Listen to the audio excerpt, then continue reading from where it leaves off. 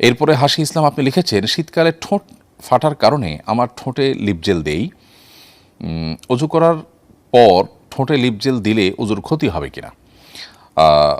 প্রিয় ভাই হাসি ইসলাম, আপনার প্রশ্ন উত্তর হলো যে লিপ জেল দেওয়ার কারণে আমাদের অজুতে বা গোসলে কোনো অসুবিধা তৈরি হবে না। কারণ লিপ জেল আমরা যখন ব্যবহার করি ঠোঁটে, তখন এর ফলশ্রুতিতে আমরা পানি ব্যবহার করলে সে পানি আর আমাদের ত্বকে পৌঁছে না কিংবা স্কিনে যায় না, ব্যাপারটা এরকম না। স্কিন বা ত্বকে যেহেতু পানি পৌঁছে, অতএব লিপ জেল ব্যবহার করার পর যদি আমরা অজু করি তাতে আমাদের অজু হয়ে যাবে।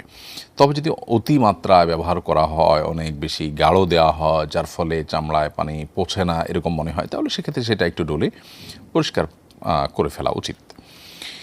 এরপরে প্রশ্ন হলো, এক বাংলাদেশি মডেল এবার বিশ্ব সুন্দরী প্রতিযোগিতায় শীর্ষস্থান অর্জন করেছেন। তার পোশাক নিয়ে সমালোচনা হলে তিনি বলেন, অন্য দেশের মানুষ সমালোচনা করলে মানতে পারতাম, কিন্তু এত কষ্ট করার পরও যদি নিজ দেশের মানুষের কাছে প্রশংসা না পাই সেটা খুব কষ্টের। আর বিকেই না পড়লে আমি তো টপ 30-তে থাকতেই পারতাম না। প্রশ্ন হলো, এই ধরনের অর্জন কি সত্যি দেশের কোনো সুনাম বয়ে আনে?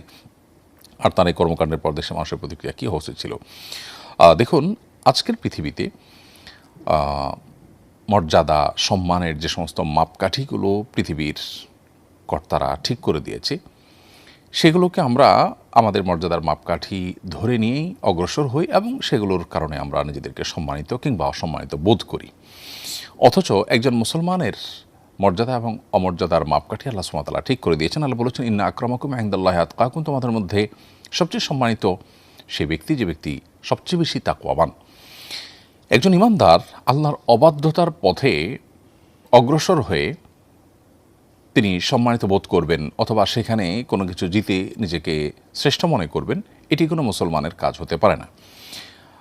একজন মুসলিম হিসাবে, আল্লাহর প্রতি বিশ্বাসী বান্দা হিসাবে, আল্লাহর সৃষ্টি হিসাবে আল্লাহ রাব্বুল আলামিনের দেওয়া এই মানদণ্ডের বাইরে গিয়ে মানুষের তৈরি করা মানদণ্ড, বিশেষ করে যে মানুষগুলো গোটা পৃথিবীতে নানাভাবে অশান্তি সৃষ্টি করে রেখেছে, পৃথিবীর বিভিন্ন জায়গায় অশান্তি জিয়ে রেখেছে, যারা মানুষ মারার অস্ত্র এবং হাতিয়ার তৈরি করে পরস্পরের সাথে গর্ব করেন, তাদের তৈরি করা মাপকাঠির উপর ভিত্তি করে আমরা নিজেদের মর্যাদা অমর্যাদা নির্ণয় করছি। এটা হলো সবচেয়ে দুর্ভাগ্যজনক অধ্যায়।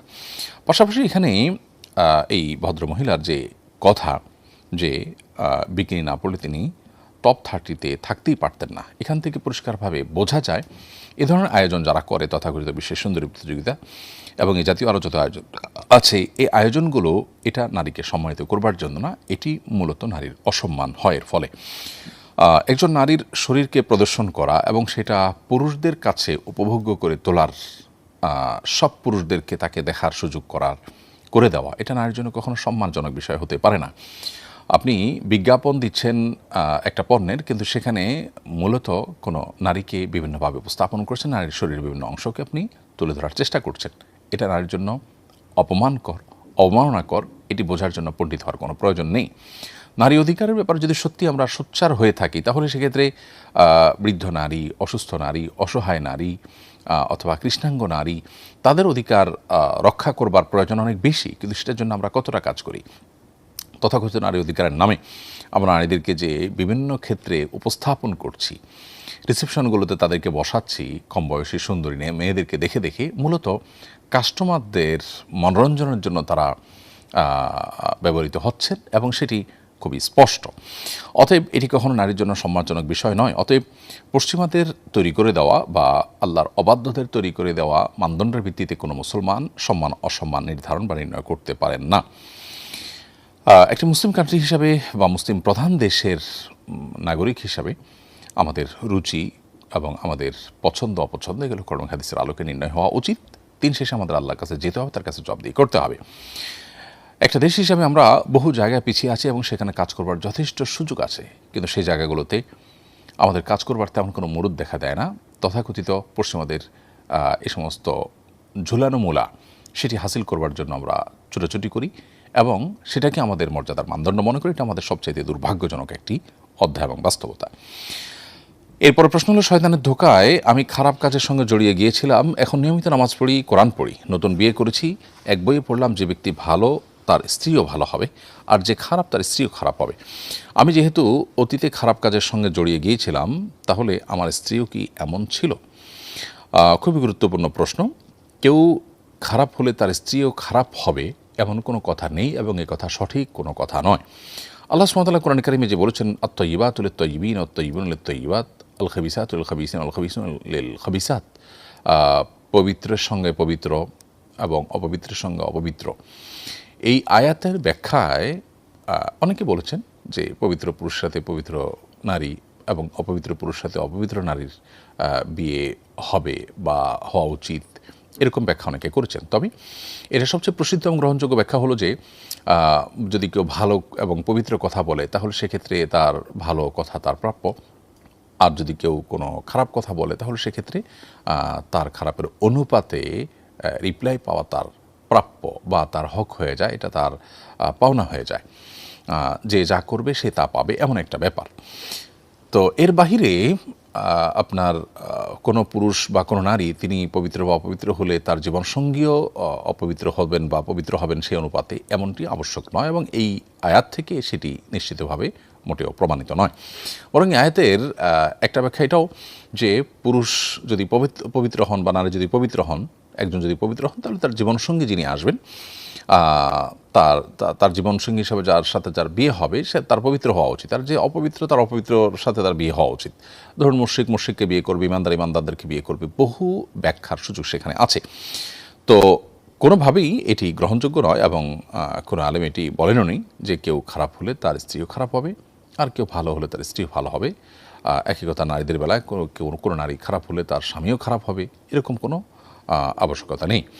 আমরা জানি লূত আলাইহিসসালাম তিনি আল্লাহ নবী ছিলেন এবং নূহ আলাইহিসসালাম আল্লাহ নবী ছিলেন, অথচ তাদের উভয়ের স্ত্রী কিন্তু অমুসলিম ছিলেন, কাফির ছিলেন।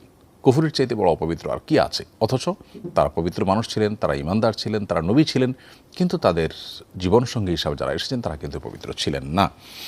অতএব এরকম কথা বলবার সুযোগ নেই, এবং এরকম সহজে যোগ বিয়োগ কষার কোনো সুযোগ নেই। অনেক ঘরে দেখা যায় অশান্তি শুরু হয়ে যায় এই সমস্ত ধারণার উপর ভিত্তি করে। কেউ নিজের চরিত্র হয়তো কখনো খারাপ ছিল, তিনি মনে করছেন তাহলে আমার জীবনসঙ্গী যিনি তিনি হয়তো খারাপই হবেন, এরকমটি মনে করবার কোনো কারণ নেই। এর বিপরীতটাও হতে পারে। এরপর প্রশ্ন হলো, সন্তানকে 2 বছর বুকের দুধ খাওয়ানো যায়, এই 2 বছর কি হিজরি বর্ষের অনুপাতে হিসাব করব নাকি খ্রিস্টবর্ষ অনুপাতে হিসাব করব? আল্লাহ সুবহানাহু ওয়া তাআলা কোরআন কারীমে বলেছেন যে ওয়াল ওয়ালিদাতু ইউরদি'না আওলাদাহুন্না হাওলাইনি কামিলাইনি লিমান আরাদা আন ইউতিম্মার রাদাআহ। যে সমস্ত মায়েরা দুধ পানের সময়সীমাকে পরিপূর্ণ করতে চান তারা 2 বছর দুধ পান করাবেন, তাদের সন্তানদেরকে 2 বছর দুধ পান করাবেন, এবং 2 বছর পর্যন্ত দুধ পান করানোর এই সময়সীমা আমাদেরকে নির্ধারণ করতে হবে, পরিমাপ বা নির্ণয় করতে হবে হিজরি বর্ষের অনুপাতে। শুধু এটিই নয়, শরিয়ার যত বিধিবিধান আছে সমস্ত বিধিবিধানগুলো কার্যকর হবে মূলত চন্দ্রবর্ষের হিসাবে, যেটাকে আমরা হিজরি বর্ষ বলছি। এটি সৌরবর্ষ বা খ্রিস্টীয় বর্ষের হিসেব করা যাবে না। অতএব চন্দ্রবর্ষের হিসাবে 2 বছর আপনার সৌরবর্ষ বা খ্রিস্টীয় বর্ষের তুলনায় কয়েকদিন কম হবে। অতএব সেই হিসাবে আমাদেরকে হিসেব করতে হবে। জাকাত বা অন্যান্য সকল হিসাব নিকেশ সবগুলো হিজরি বর্ষ আকারেই বা তার আলোকে আমাদেরকে করতে হবে। এরপর প্রশ্ন হলো, কোনো জালিমের ফাঁসির রায় কিংবা মৃত্যুতে আনন্দ প্রকাশ বা মিষ্টি বিতরণ করার শরীয়ী বিধান কি? যদি কোনো ব্যক্তি জালিম হিসাবে প্রসিদ্ধ হয় এবং তার জুলুমে মানুষ অতিষ্ঠ থাকে, কিংবা কোনো ব্যক্তি যদি ইসলাম এবং মুসলমানদের খুব চিহ্নিত শত্রু হয়ে থাকে এবং তার মৃত্যু অথবা তার মৃত্যুর ঘোষণা, তার মৃত্যুদণ্ড, এই বিষয়গুলো সাধারণ মানুষের জন্য স্বস্তির কারণ হয়, সেই জায়গা থেকে আনন্দিত হওয়া, সেই জায়গা থেকে আল্লাহ শুকরিয়া আদায় করা, এটা মৌলিকভাবে কোনো খারাপ বিষয় নয়। এমনিতে একজন মানুষ ব্যক্তিগতভাবে তিনি অমুসলিম বা কাফির, কোনো মুসলমানদের জন্য তিনি কোনো ক্ষতির কারণ নয়। অথবা কোনো মানুষ ব্যক্তিগতভাবে হয়তো পাপিষ্ট মানুষ, কিন্তু তিনি মানুষের অতিষ্ঠের কারণ বা মানুষের প্রতি জুলুমের জন্য কুখ্যাতি আছে, এরকম কোনো মানুষ নয়। এরকম মানুষের মৃত্যুতে একজন মুসলমান হিসেবে আমার আনন্দিত হব না, বরং আমাদের মধ্যে ব্যথা কাজ করবে যে লোকটা ঈমান নিয়ে যেতে পারলেন না, তওবা করে যেতে পারলেন না, তার জন্য এক ধরনের করুণা কাজ করবে।